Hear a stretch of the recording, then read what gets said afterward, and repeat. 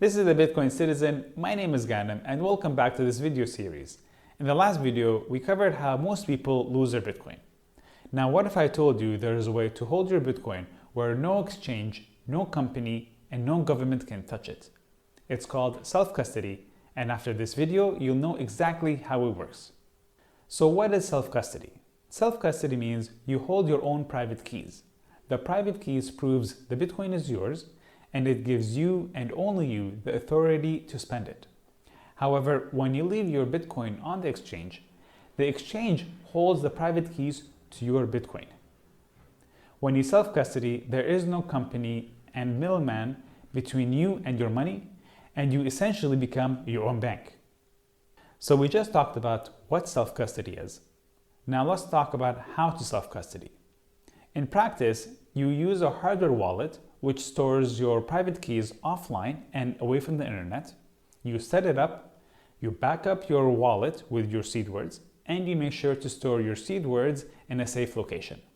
That's it. Now your Bitcoin is truly yours and only you can move it. No one can confiscate it or freeze it. Now, how is this different from everything else? Well, with the bank, they can freeze your account. With an exchange, they can lock you out. With self-custody, there is no third party. There is no one to ask for permission from, and there's no one to say no to you when you want to move your Bitcoin.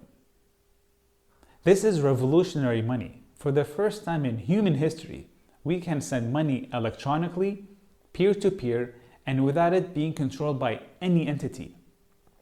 Naturally, there's going to be a learning curve when it comes to learning how to self-custody. But it's shorter than most people think, and once you've done it, it becomes second nature. Now here's the thing. Most people are more comfortable to have others control their money than to take the responsibility to control it themselves. This is what institutions want you to think. They want you to think it's too complicated, it's scary, they're the experts, let them handle everything. Just go back to your TikTok videos, your doom scrolling, and forget about it. This is exactly what they want us to do. They want to maintain this hold on us, to perpetuate this broken system for them to make more money and to control us. So what changes when you start to self-custody? The biggest change is you simply stop worrying about any exchange hacks. You stop depending on someone else to access your money. For the first time in history, you have sound money that is 100% in your control. Most people don't grasp the gravity of Bitcoin. Nothing like this has ever existed. So let's understand why self-custody matters now more than ever. The government is creating their own CBDCs. These are central bank digital currencies. Now, this is not a future threat. You have places like China, Bahamas, Jamaica, and Nigeria who already have live CBDCs. And you also have Europe who are in the process of building one themselves. These are centralized, programmable, and controllable money. They can make this money expire, they can cap your spending, or simply freeze it.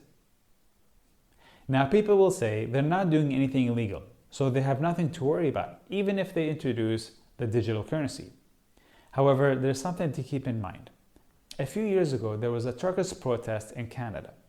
The Canadian government decided to freeze any bank account that supported these protesters, even if it was as little as $5. So it's not about whether you're doing something illegal, it's about whether the government deems what you're doing is against their views. Remember, if you control money, you will control people. And more people are waking up to this. As awareness grows, the demand for Bitcoin grows with it. People for the first time are recognizing that we have a decentralized store of value that can be moved worldwide within minutes, unlike gold. With a fixed supply and demand rising, it's projected that Bitcoin's value will increase significantly. That's why self-custody matters now more than ever. Self-custody is not complicated. It just requires the right guidance. Once you have it, no one can take away your Bitcoin. If this makes sense to you and you want help doing it the right way, the next video is for you.